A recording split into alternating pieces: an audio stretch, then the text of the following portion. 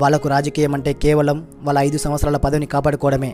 కానీ మనకు 30-40 సంవత్సరాల భవిష్యత్తు, రాబోయే తరాల భవిష్యత్తు, అందరి జీవితాలతో ఆటలాడుకుంటున్నారు.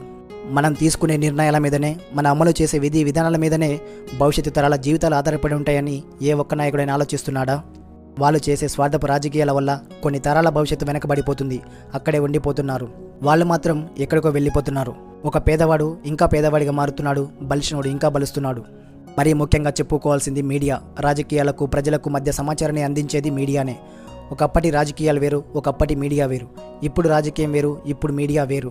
ప్రజల తరపున మీడియాలు ఇప్పుడు లేవు. ఒక్కో పార్టీకి ఒక్కో ఛానల్. ప్రజల తరపున పోరాడాల్సిన మీడియా వారి వారి నాయకుల రాజకీయ భవిష్యత్తు కోసం పోరాడుతున్నాయి. ఒకరు తప్పని చెప్తే ఇంకొకరు రైట్ అంటారు, ఒకరు రైట్ అంటే ఇంకొకరు తప్పంటారు.